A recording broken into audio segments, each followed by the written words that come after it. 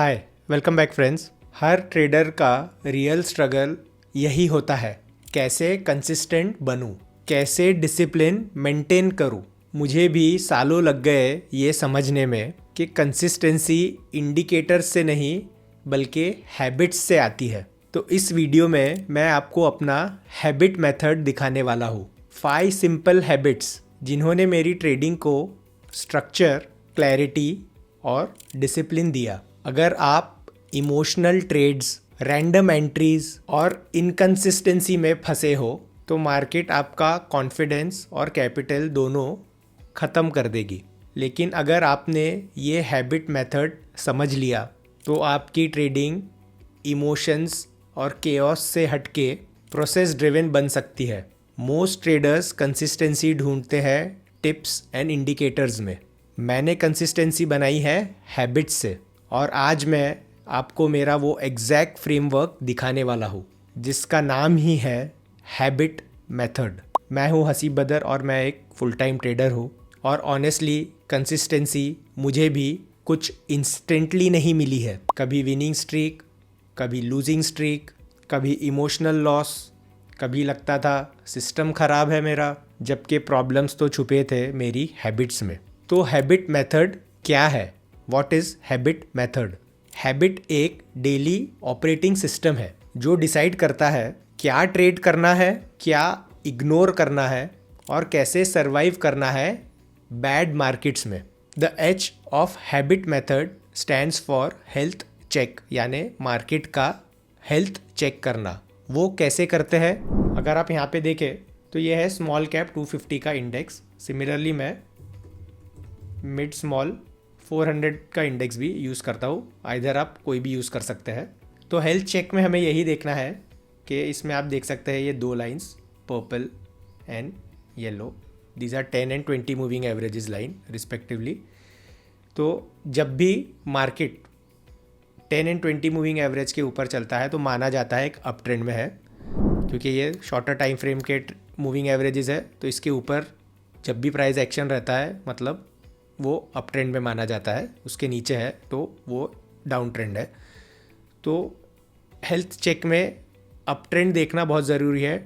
Market should be about 10 and 20, और अगर market एक बड़े करेक्शन से बाहर आ रहा है जैसे इस फेज़ में, तो जब वो 10 एंड 20 के ऊपर आना स्टार्ट करता है वो भी एक इनिशियल ट्रेडिंग फेज़ माना जाता है, जहाँ पे हम एग्रेसिवली तो ट्रेड नहीं करते बट धीरे धीरे रिज्यूम करते हैं। बट जब मार्केट ये फेज़ में है 10 एंड 20 के नीचे, या ऐसे फेज़ में है जहाँ पे ये चॉप हो रहा है ऊपर नीचे, जब तक आपको ये क्लियर साइंस नहीं रहते तो आपको सिट आउट करना है। वो अच्छा हेल्थ नहीं माना जाता है। जैसे इस केस में ये this was a good phase, this was an avoidable phase, again this was a good phase and this should have been avoided. तो इस तरह से कभी कभी मार्केट ऐसे भी चलते हैं कि जहाँ आपको महीनों तक या कभी कभी ईयर्स तक वो साइडवेज रहता है या चॉप एंड चर्न होता है, कभी ऊपर कभी नीचे।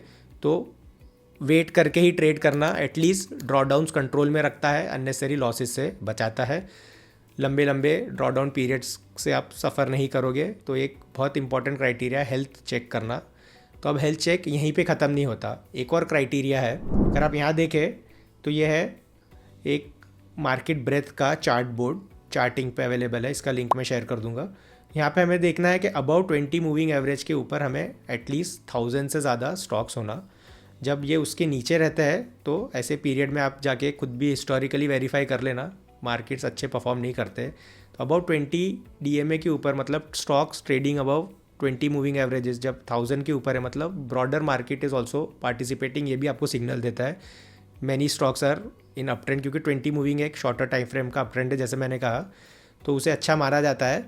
तो ऐसे पीरियड में ही हमें नॉर्मली ट्रेड करना चाहिए। और जब मार्केट करेक्शन से बाहर आ रहा है तो इम्प्रूविंग ब्रेथ यानी 600 से 700 या अगेन ख़राब हो गई तो ऐसे पीरियड को अवॉइड करना है, या 500 to 700 to 1000 this is improving. तो ऐसे पीरियड में हमें ट्रेड करने की अपॉर्चुनिटी ढूंढनी चाहिए। तो ये हेल्थ चेक का एक क्राइटेरिया हो गया, इंडाइसिस के साथ मार्केट ब्रेथ को एनालाइज करना। एंड जो थर्ड क्राइटेरिया हेल्थ चेक का वो है खुद के ओपन ट्रेड्स, यानी जो ट्रेड्स आपने लिए हैं उसने कैसा परफॉर्म किया है। आपने ट्रेड लिया जो भी रिस्क से मैं अपने कैपिटल का 0.25% पर ट्रेड रिस्क करता हूँ एट द स्टार्ट। तो मैं ओपन रिस्क बहुत ज़्यादा नहीं रखता, नॉट मोर देन 1%, यानी 4 ट्रेड ओपन करूँगा, not in one go but gradually, and then देखूँगा कि वो रिस्क फ्री हुए हैं या नहीं। अगर हो सकता है मैंने एक ट्रेड लिया, अगले दिन दूसरा ट्रेड लिया और दोनों रिस्क फ्री हो गया, एक रिस्क फ्री हो गया है और एक नहीं चला है, तो वो भी साइन देता है कि हाँ मार्केट में ठीक ठाक कुछ परफॉर्मेंस है, ट्रेड्स आर वर्किंग। और अगर 1-2 ट्रेड ओपन किए या 3 या 4 तक देखा और चारों में स्टॉप लॉस हिट हो गए, मतलब साइंस आर के एग्रेसिव होने की ज़रूरत नहीं है, ग्रेजुअली वेट करना चाहिए, क्योंकि मार्केट अभी भी हेल्दी नहीं हो सकता। इंडेक्स ऊपर आ गया हो, मार्केट ब्रेथ भी इंप्रूव हो, बट बहुत बार ऐसा होता है कि सब स्टॉक्स प्रॉपरली वर्क नहीं करते, बहुत चॉपी एनवायरनमेंट रहता है कि 2 दिन ऊपर जाएगा फिर नीचे आ जाएगा। बट आपको ट्रेड करके तो देखना पड़ेगा, हाइंडसाइट में आप नहीं देख सकते, इसलिए ओपन ट्रेड का फीडबैक इज़ वेरी इंपॉर्टेंट। तो हेल्थ चेक में आपको indices, market breath and then open trades, ये फीडबैक आपको सभी अच्छे है, देन एग्रेसिव ट्रेड कीजिए। लेकिन ये सब में अगर ओपन ट्रेड से ही फीडबैक अच्छा नहीं है, then problem could be with your trading system या आपके सेटअप सिलेक्शन में है, और market is still not healthy. जब आप एक्सपीरियंस ट्रेडर हो जाओगे, एक सेटअप पे मास्टरी कर लोगे, तो आपको समझ जाएगा कि आपके ट्रेड्स नहीं चल रहे, then market is not healthy. तो H is very very important. जो ए है हैबिट मेथड का, वो है A+ वॉच लिस्ट ओनली। मतलब स्टॉक्स तो हज़ारों में है मार्केट में, उसमें से हमें अप ट्रेंडिंग स्टॉक्स, जैसे अगर आप यहाँ देखें स्टॉक्स जो प्रायर अप ट्रेंड में रहे हैं, जिनमें एक बड़ा मूव रहा है, जिसमें अच्छा हेल्दी वॉल्यूम है, इंस्टीट्यूशन पार्टिसिपेशन है, इस पर मल्टीपल मैंने वीडियोस बनाए, कैसे सेटअप सिलेक्ट करना, कैसे स्टॉक्स ढूंढना, लिंक डिस्क्रिप्शन में डाल दूंगा, आप चेक कर लेना। ऐसे स्टॉक्स को हमें सिलेक्ट करना है और उसका मैं एक लिस्ट बनाता हूँ। नॉर्मली मैं मार्केट से उसे कंपेयर करता हूँ, यानी जब मार्केट करेक्शन फेज़ में रहता है, आप यहाँ देख सकते हैं कि मार्केट वॉज करेक्टिंग फ्रॉम 13 नवंबर, और से फ्रॉम 4 नवंबर मार्केट ने इतना करेक्शन दिया है, स्टॉक ने भी करेक्शन दिया है during that phase, and then वो यहाँ पे इमीडिएट रिकवर भी हो गया, लेकिन कम करेक्ट हुआ मार्केट से, एंड देन वो साइडवेज हो गया। तो मार्केट से रिलेटिवली बेटर परफॉर्म कर रहा है, उसे रिलेटिव स्ट्रेंथ कहते हैं। तो इस तरह से ऐसे स्टॉक्स को आइडेंटिफाई करके जो करेक्टिंग मार्केट में अच्छा परफॉर्म कर रहा है या अच्छे मार्केट में बहुत ही आउट परफॉर्म कर रहे हैं, ऐसे स्टॉक्स को हम वॉच लिस्ट में रखता हूँ। तो A+ वॉच लिस्ट ओनली। हज़ारों स्टॉक्स में से फ़िल्टर होके सिर्फ कुछ हंड्रेड्स ऑफ स्टॉक्स रह जाते हैं, जिसमें से सिर्फ हमें ट्रेड्स ढूंढने हैं। तो ये आपको हेल्प करेगा फ़िल्टर करने में, सब अननेसेसरी नॉइज़, कचरा हटाने में, और क्वालिटी स्टॉक्स में ट्रेड करने में। इसलिए A+ सेटअप्स यानी A+ watch list only pay आपको ध्यान देना बहुत ज़रूरी है। जो B है हैबिट मेथड का, वो है बैक टेस्टेड एंट्री रूल्स। मतलब आपको रैंडमली ऐसा चार्ट्स पे जंप नहीं कर लेना है, आपको आपकी चार्ट मेमोरी बिल्ड करनी बहुत ज़रूरी है। तो उसके लिए आपको बैक टेस्टिंग करनी है। जैसे फॉर एग्जांपल अगर ये स्टॉक मैंने अभी रिसेंटली अगर सिलेक्ट किया है, तो मैं इसकी हिस्ट्री में जाऊँगा, not just this stock, any winning stock जो प्रीवियस विनर्स रहे, उसकी हिस्ट्री में जाके देखना है वो कैसे परफॉर्म किए हैं। जैसे ये स्टॉक का अगर आप हिस्ट्री देखें, तो आपको यहाँ रिप्ले मेथड पे जाना है, एंड देन आपको देखना है स्टडी करके, अगर आपने ये सेटअप सिलेक्ट किया रहता सपोज़ इस दिन आपने, तो आपको ये स्टॉक में क्या क्या क्राइटेरियाज थे, क्या क्वालिटीज़ थी, तो आपको यहाँ दिखेगा कि इसमें प्रायर अप ट्रेंड था 40% का, देन उसने यहाँ पे एक बेस बिल्डिंग का फेस किया है से 1 महीने का। During that base building period यहाँ पे वॉल्यूम्स देखे, बेस में मल्टीपल पॉकेट पिवट्स है, ट्रेंड भी स्टार्ट हुआ, तो यहाँ पे अच्छा इंस्टीट्यूशन पार्टिसिपेशन है।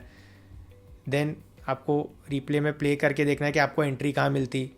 जैसे एंट्री के पहले स्टॉक कैसा था, देखिए टाइट रेंज में है, तो आपने इसके ऊपर बिड लगा के इसमें एंट्री लिया है, वॉल्यूम भी ड्राई हुआ था बिफोर ब्रेकिंग आउट, ये रेंज के ऊपर निकलने के पहले, देखिए। तो ये सब क्राइटेरिया उसमें मौजूद है।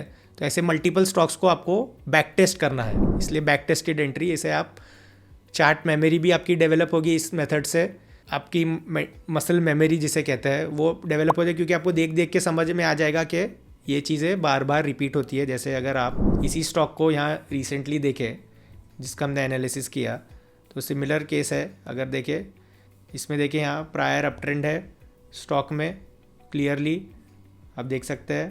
अच्छा, बड़ा अप ट्रेंड है।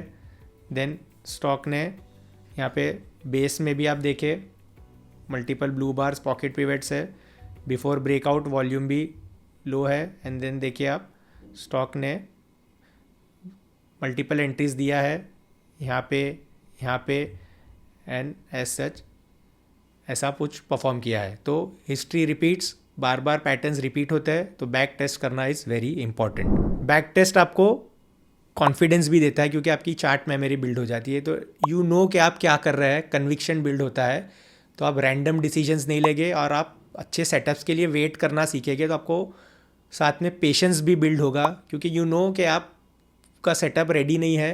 बट अगर बैक टेस्टिंग और ये सब एनालिसिस करते हैं चार्ट्स को, तभी जाके ये आपको हेल्प करेगा। सो हैबिट का B is again very important.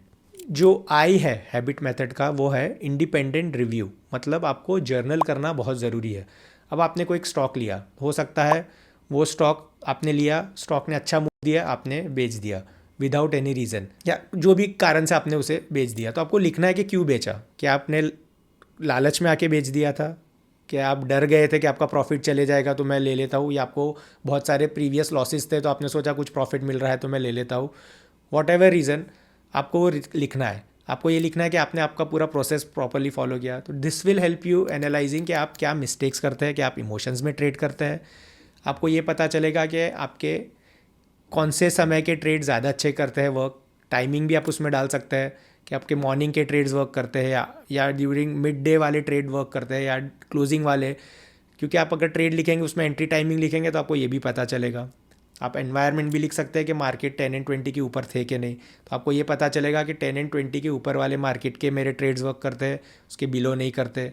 Trade का सेटअप लिख सकते हैं कि कैसा सेटअप था, कि आपने बिलो 50 मूविंग एवरेज ट्रेड ले लिया था, आपने लो चीट लिया था, आपने जल्दी लिया था, कि आपने प्रॉपर सेटअप फॉलो किया था। This will give you a lot of information. कोई भी बुक पढ़ लो आप, जर्नल आपकी बेस्ट बुक है। वहाँ से जो इन्फॉर्मेशन मिलेगी वो क्योंकि आपके बारे में बताएंगी। और ट्रेडिंग सिंस वो पूरा बिहेवियर गेम है, इमोशनल गेम है, तो आपका बिहेवियर एनालिसिस आपकी जर्नल से ही होगा। And this will make you a better trader with time. आप बार बार एनालाइज करेंगे तो आपको पता चलेगा आप क्या मिस्टेक्स करते हैं, कहाँ कहाँ पे आप अच्छा कर रहे हैं, कौन सी चीज़ पे आपको डबल डाउन करना है, कौन सी चीज़ें अवॉइड करनी है। बहुत सारे चीज़ें जर्नल से पता चलती है। ये भी पता चलेगी कि आपकी पोजीशन साइजिंग क्या है, कि आप बहुत ही कम एलोकेट करते हैं, कि आप ओवर एग्रेसिव हो जाते हैं।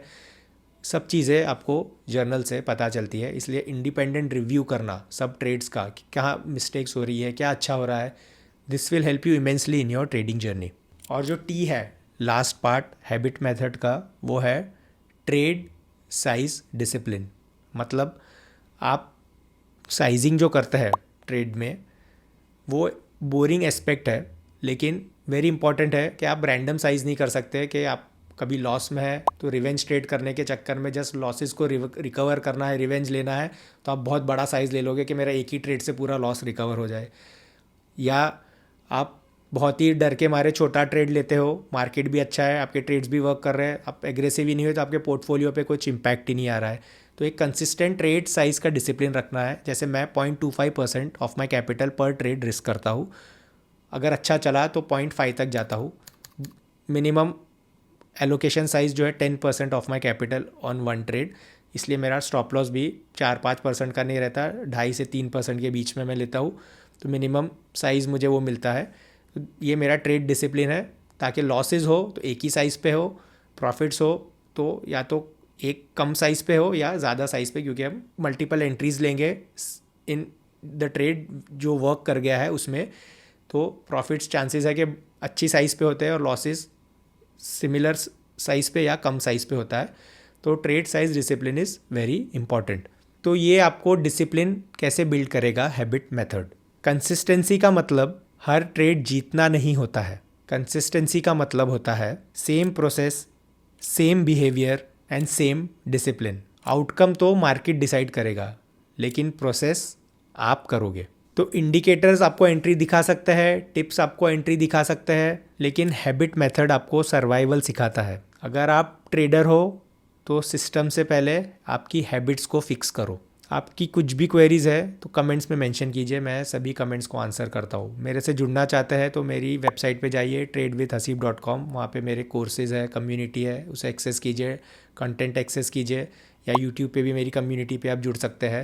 यहाँ पे हम मिल के क्वेरीज़ डिस्कस करके, मेरा एक्सपीरियंस मैं शेयर करता हूँ, सब चीज़ें डिस्कस करके ट्रेडर्स को मैं हेल्प करता हूँ इम्प्रूव करने में।